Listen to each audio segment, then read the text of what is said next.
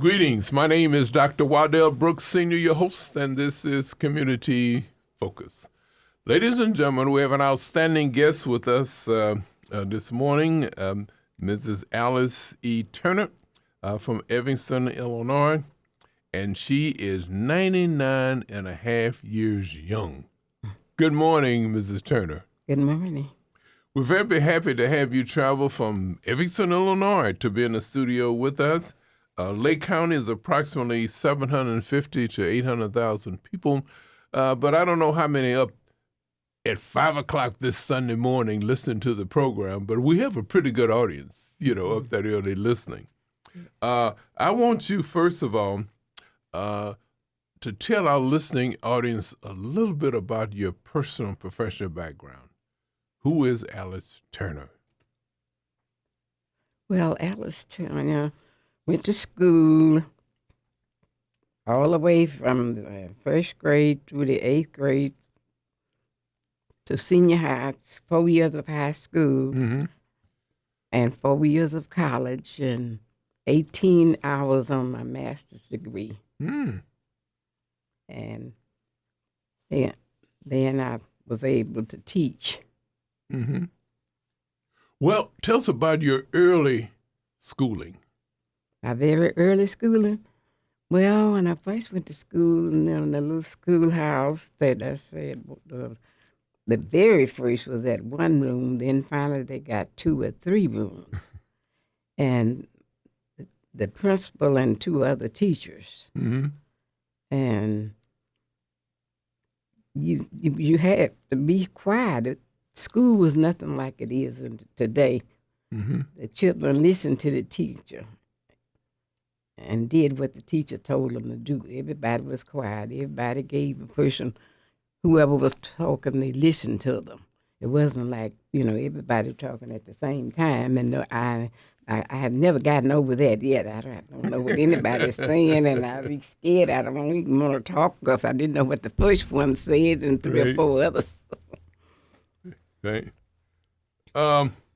Well, your educational background. Tell us about your how far did you get in academics? How far did I get in that? How far did you get in school? I got all the way through from first grade through college, and 18 hours of master's degree. Now, you mentioned you were a teacher then, too, right? Yes, I taught. Yes, I taught. I taught from the first grade through the 5th grade. And I really like teaching. I love people, and I never thought anything about so much money because we didn't get any anyway. Right. But my goal was to help somebody else. I had been taught at home and at church that we should help each other, pass on what you know to somebody else. And I like that. I like helping people. I'm a giver. Ladies and gentlemen, again, we're talking with Alice E. Turner. She's 99 and a half years young from Evanston, Illinois, and she came here to be with us in the studio to let us know the secret of long living. Tell us, what is your secret? Well, I don't really consider it a secret. I've always been taught to put God in front of everything that you do. Okay. And that, I guess, could be a secret to somebody, but that is the way I live. I live by the scriptures. Right. We're fortunate this morning to have with us your 2 daughters, Mana Turner and Deborah Turner. Hello. Hi. I got the name. Tell us about your 2 daughters. They're fantastic. I should say they are. I really, it's 50 years between this one and her. Okay. I'm 50 years older than her and Okay. 40-some years older than the other girl. And they are very smart. They have always been, and they're very busy, very active. They enjoy doing things, and they're just busy going somewhere, doing something all the time. They really push me more than I probably would go. But no, Mama, you can't be still. You got to get up and go. And I went to the doctor a few days ago, and the doctor said that my health was so good and everything. He said, I think you would be one of the super seniors. And she told the doctor all about how she had made me do the exercises to build up my muscles. So I had gotten, so I would wiggle and wobble. So they said, Mom, you walk like a drunk man. I don't know what's wrong with you. I said, well, you should be glad to see me walk any kind of way. And she said, well, you see, it paid off when the doctor told you you were stronger than any other lady my age. He said, I wish I had skin like yours, he said. He said, most of them, the skin is so dry, it's like paper. And he said, I hope I live a long time like you. Well, I have to say this, though. You look like an angel. Just fell from heaven. So Well, thank you. I really appreciate you coming down. And I think what's going to happen later on, another 6 months from now, you'll be 100. We're going to have you on a TV show so all of Lake County can see you. As a matter of fact, all people all over the world will be able to see you because we're online, so everybody can tune in. All over the world can see Alice. But tell us, where were you born? You weren't born in Evanston, all right? No, I was born in the country on a farm, Germantown, Tennessee. Okay. My mother said when I was born, well, they had to make a fire, go out and pick up branches and stuff and kind of bruise the fire up. So she had been out that day to get some to put on there. And she was tired evidently. She came back and picked me up and nursed me. She dozed off to sleep, and I did too. So she let me roll off of her lap. Okay. And I got burned as a baby on this hand and this face. And my father said he came and got me out the bed because I was hollering so much. But and I was always a very active child. People seem to notice that. Means the teachers at school and people, friends and whatnot. They'd always push me out ahead. When I was in college and they would send us to church from the place where we room, they sent us down there. And I said, well, I don't know anything. They said, well, go on down there. I said, 'cause the superintendent will tell you what to do. So we got down there, and the superintendent, or somebody down there said, who do y'all want to act as your superintendent? And all the students said, Alice. And I said, Alice. They said, that's all right. Don't worry about it. We know you all don't know. So you're always pushing me out in front. And I didn't know nothing about it. What was your greatest accomplishment as a teacher? Oh, my greatest accomplishment? Well, I had one student out of all of the students I taught through the years that wrote me a poem. I still have it, and I brought it so you could see it if you like. And it was just so wonderful. And he also wrote a book, and he gave me a copy of his book, too. And I really treasure that because the things he said, about a teacher. Mommy, I think he wants you to talk about your greatest accomplishment. Yeah, the writing You need to talk about this. Well, a teacher, you feel like that's an accomplishment if a student come back, because who else came back and did anything? I felt like that was worth all of it. a student could be taught and learn enough to write a book or a poem or whatnot, and give one to the teacher that had been his choice But what are teacher. some of the special things that you did as a teacher? Well, I always we had a essay contest for the whole school, Okay. and the principal said, "Well, you're doing so well. I'm gonna have everybody here to work with you for 23 years." Mm. And it was put in the first Chicago Defender paper, something that we hadn't had before. Mm-hmm. Mm-hmm. So I considered that an accomplishment. They said I was a teacher who motivated the students.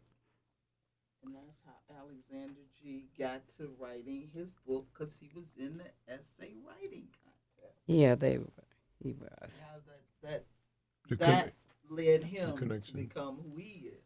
Mm-hmm. He's a minister now in Wisconsin, I believe. So you have, tell us about people that you have influenced. Now, he's one that you influenced. That he's a minister in Wisconsin now. Some of the other people that you have influenced that are successful. What is that? I'm sure that you have influenced a lot of other people during your career. Oh yeah, Had other students, people I've had students influenced. that have gone into education. They've done different things. I've been influenced a lot of students that Yeah. went to school.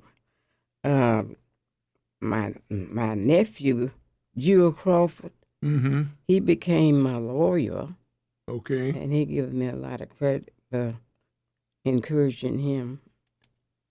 And What about the Great Migration? Did you come to Chicago during the Great Migration? near the end of it, Okay. I came to Chicago in 1947. Okay. Okay. What was your experiences in Chicago when you first came to Chicago from the South? When I first came, I really didn't like it. The weather was too cold, and Okay. people, well, they were not friendly, Mm. and I didn't know what to do. And they talked about, I had taught, and they said, "Well, you'll never teach here in Chicago." Mm. And it was an awful experience for me. Mm-hmm. Mm-hmm. But after talking to some people, a beautician, she told me, she said, "Don't listen to nobody who say all this about Chicago people." Said, "Because they're nothing but a big bluff." Say, "You've been to school and taught, and you love children and done well and got here, and you don't know these people, and they don't know you." Say, "Get up and go at it." So I did. I went down and put in the application. Got a job working, teaching. What are some of your special interests in college? Special interest in college. Well, I always wanted to be a teacher. That was my great interest in Okay. the church. My best teacher, a favorite teacher, they say it on me so close. You don't have time to do nothing but look at them books and get that education, get a job so you can make your own bread and butter. Mm-hmm. Yeah, I know you are young, and maybe the young guys that think you're cute. Say, but that's all right. Don't forget that you are there to get your education. Mm-hmm. No coming with failing grades. You got to get good grades and get out and get a job and take care of your mother and father on the farm. Because they never have had anything, maybe you can help them. Now, your mother and father, they stayed on the farm when you came to Chicago, right? Yes, they did. Right. Well, that's great. I still remember in high school, our high school motto, in ourselves, our future lies. Mm-hmm. I never forget that. But do you have a motto that you can think of? I've forgotten more than I know. I was thinking about that in the bed. I said, Lord, I wish I couldn't even think of it. But do you have a motto now that you like to achieve? One that I would like to achieve. What would you like to achieve? Yeah. Well, I hadn't given it so much. I thought one time I might go take up some classes at Northwestern So you still interested in writing. in I have one poem that's been published, and I brought it if you want to see it. okay, so you want to read it? Yeah, you want to read your poem? We got it handy. Yeah. We definitely like to hear. I have mine, and Because his. our listening audience is interested in how you spending your days now. Well, not doing too much. Just kind of sitting around and walk one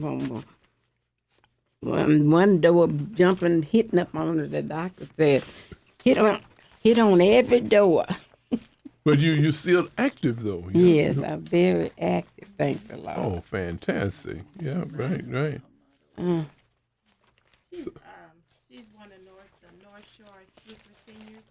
She was Senior of the Year for Fleetwood, and then from there she became Senior Club Senior of the Year. and then she became one of the Super Senior Volunteers for the North Shore. Wow. Foster Senior Club is the only black senior club on the North Shore. It is the oldest, 1957 is when it was established. And so then when she became And she's still active in it. Oh, Right. yeah. Oh, she'll be there tomorrow. She's still I'm trying to find his. No, I You're think looking it's. for I your think book. it's in here. That's mine. Models I'm gonna in read their, it. in October, she'll be in their annual fundraiser, which is a large fashion show. I think it has about 300 to 400 people that come every year. Okay. She's active in most anything. I mean, anything that catches her interest. This is That's mine. what she'll be in. This was the one honoring the North Suburb seniors. The 46th annual You Super see- Senior you Day, North Alexander's Suburban mom. Senior, Right. honoring the North. She's one of the honorees all right. there. Yeah. And this is just this year, Right, this was May just in 23rd, May. 2019. Yes, this was just in May. Wow. So she's not at home twiddling her thumbs then, Oh, right? No. She's- Her She's her there. motto that she didn't say to you, but is each one teach one. Okay. Each one teach one. Yeah. Yeah. I've heard that That's the before. way Yeah, I that's talk. great. Yeah, right. That's the way when she was teaching. It's a strategy, but at the time when she was using it, it wasn't. That was her method. But it's been since proven research data that it is very effective for mastery for students. Is that if a student can learn something to the point where they can actually teach another student where they've achieved mastery. But she was doing that same process back in 1960, 1970. She was doing the same thing. Right. Even before then. You found one of your She found poems? her- Yes, I Her found poem. it. This is Her my published poem. poem. What? Okay. What Now I'm- this is your published poem. Right. Yes, it is. Okay. Okay. Yes, it is. All right. Let us hear it and when I say I'm learning This right is along it with here. my What- listening right along with my audience there. Okay. What I'm thankful for. I'm thankful for God's creation Okay. who made and formed every nation. He, by his hand, scooped up clay and made man one beautiful day. He blew his breath into his chest. This was one of his creation's best. But man became weak and didn't obey. Thank God, Jesus came and took his sins away. I'm thankful for all things, family and friends. because God's love will never end. I'm thankful for the Thanksgiving feast that all nations should celebrate in peace. Okay, this is one of the poems that you wrote, is that right? Yeah, Yeah, that's one. this is the one that was That was published. It was published. yeah man. by The National Library of Poetry. Oh, this is fantastic. Yeah. Well, she is a writer. She writes for activities at church, things that are going on, retirements, birthdays, celebrating people's lives, and then she does a lot of reflective writing. Where sometimes you'll see where she's writing, where she'll see something happen in the news, and she'll start to write. She'll do a reflection on it that based on what she thought, what she heard, and then there. I didn't bring any of those. Now but she's doing this at 99 and a half. Yes, but yes, she's when doing you it heard right her now. at the church, That was her writing. That was her writing. When they She asked came- her she- to present because Right. they've heard her speak at other church events where they said, well, we want a little wisdom from the past, and they let her come up and speak as she will. But they'll tell her that she's going to be on program, so she will prepare something, either Yes. based on their theme, whatever it is that the church is doing, or that particular ministry within the church. And so when you met her, she had done a presentation at. Now, what was this, First Baptist Church? Right. Yeah, First Baptist Church That's where you heard in it. North Chicago. Yeah, right. What she was reading, that was her writing. Oh, this is fantastic. Fantastic. And I'm sure by others listening to this will encourage others because we're asking what is the secret of longevity. And actually, what it really is being active, right? Yeah, very active. Right. Oh, And your mind supple. right. Oh man, I like at my age, I'm only 86. Every age is And beautiful. I tell my kids, and there's three things get away from you when you get my age, and three things. Once, the memory. You lose your Yeah, memory. Lord, that's like And can't I remember. don't remember the other two. you know what. So my son tell me, don't use that no more. Don't, because It gets may up, it's happen, up in your head, but it won't come to your mouth. Yeah. Now you're very active in church. You've always been active in church, then, huh? Yes. Right? And I think your daughters mentioned the different activities that you've participated in, and you're still active. Yeah. Yes, I am. Oh man, this is She's fantastic. president of the Mothers Board. Still. Can't think of all that. Well, no, he She's wants president of the Mothers Board. She's active in the missionaries. She acts as a kind of advisor. Oh, is that And, right? Well, I could see where she'd be a great advisor because she got a lot of experience too. Do you travel back to the Memphis Germantown? Yeah. Occasionally. Now that my mother passed, I don't go back as often. But I used to go over there when she was there. Mm-hmm. She's the second oldest living member in the family now. She has a cousin who is 106.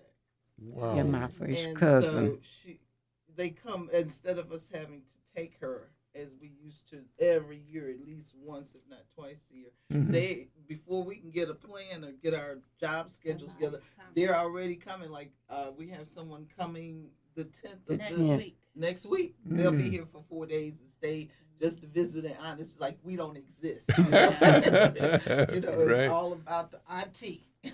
Yeah. Yeah. Well, this is. Then I would say this, that family means a great deal to you. It does. Definitely. When you lose your family, you really lost something Right. that cannot be replaced.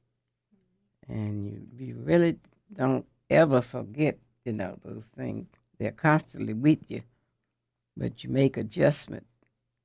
Because you provide inspiration to them, and they provide inspiration to you. Then, That's right. right. Right. Yes. So that's what we like to Definitely. encourage everyone to stay close knit, Yeah, to that's family, true. That's and also with the church too. very true. Say this is very important. Yeah. Mm. Well, besides the writing, what else do you do? You always mention that you do speaking, you do writing, and that's so important to stay active. Doing things, and Yes. you're gonna live. Moses when he lived to be 900 years. Yeah. Mm-hmm. And so we like to have you here. Well, I mentioned about December. Your birthday is in December. 25th. Oh, Christmas Day. Christmas. Oh, this is going to be a great present for you guys. And I'm asking them not to do it because they've had two, the 96 and 97. But everybody's saying, oh, we got to have it. Yes. Some of them talking about, we coming. That's right. Every day is a blessing. Yes, it is. Every day is a blessing. Every day Yeah, is a right. blessing. And Every day is a day of Thanksgiving. so I hope I'm here around to make some contribution to that Christmas Day celebration with you. I hope so. You will. This is fantastic. Well, is there anything that else you would like to do? During your retirement years. Of course, actually, you know what? I mentioned retirement, but you're not retired. You I know, had a poem said, I'm It- not old. I'm not retired. I'm just mature. Yeah. We recently, last week, at the Foster Senior Club, had our annual picnic. Okay. And one of the young ladies there that's been in the club for quite a few years, her name is Jerry Sizemore. She That's has nice. formed a group for all the persons that are 90 plus years of age. Now, the oldest member in the Foster Senior Club is a Ms. Ollie Woods, and she's 101. And Wow. Mommy is the second oldest. Okay. And so, being as I am, I got formed an entertainment group within the group. And I Okay. call them the GGs, the Golden Gals and Guys, but they're actually the Golden Ladies and Gentlemen formally, but when we're entertaining. And so Mom is one of the GGs. And so her thing is she looks for not just her own writing, but she finds other authors. And usually it's to give somebody something to smile about. So she has brought with her, it's a very short little reading of what she did for the picnic. That Okay. was And so she can read it for you. And then I think she'd like to share Alexander Gee's. Did you find his? Oh, I I'll don't find it. know. I'll look for it. But this is from last week, Wednesday. And so think to yourself, all of the people that were performing initially in the GGs were 90 plus of years. And then we say and company. So that usually will get someone like yourself in their 80s, you know, to do a part. They sang, what was it? Summertime. But anyway, she did her humor. She's did a reading to bring a smile. This is about older people. I don't know whether you fit in it or not, but I'll read it for you. if you Okay, go ahead. Old age is golden, so I've heard you say it. But sometimes I wonder as I crawl into bed, with my ears in a drawer, my teeth in a cup, my eyes on the table until I wake up. As sleep dims my vision, I say to myself, is there anything else I should lay on the shelf? How do I know my youth has gotten up and gone? My youth got up and my youth go, oh my God. My youth get up and go has got up and gone. But in spite of it all, I'm able to grin and think of the places my get up has been. We want to thank you very much. Our time has come to an end here, but Mana Turner, Deborah Turner, we're very excited that you've taken your time to bring your mother, Alice E. Turner, 99 and a half years old, to the studio to tell our listening audience about senior living. Ladies and gentlemen, this has been Community Focus. My name is Dr. Wardell Brooks Sr., your host.